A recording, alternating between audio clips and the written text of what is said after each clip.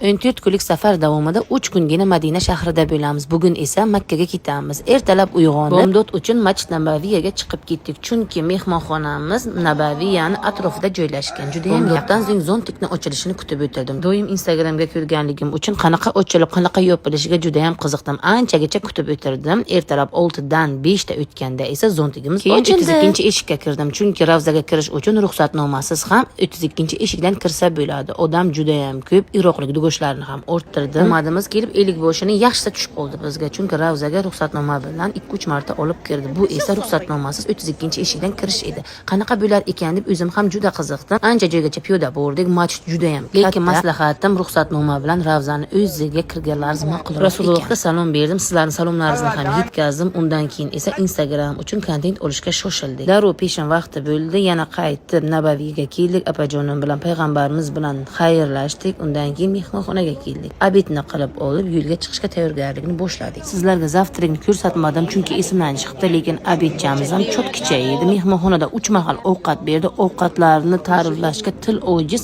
Ketishimizdan oldin yegan nahot sho'rbim tam og'zimda qoldi. Avtobusda 50 ta onajonlar, otajonlar, opalar bilan birgalikda miqotga keldik. Chunki Madinadan chiqishdan oldin miqotga kirib, niyat qilib 2 rakat namoz o'qib, keyin Makka shahriga kirilar ekan. Makkaga kelishimiz bilan birinchi mehmonxonaga kirdik, joylashib oldik. Biz esa 14-qavatda joylashdik. Juda ham shinamgina va ajoyib 4 yulduzli mehmonxona ekan. Soat 9larga ujunchani qilib olib, 50 ta hojilar bilan umrani ado etish uchun esa haramga yo'l. Buxoro umra jamiyatiga o'z minnatdorchiligimni bildiraman.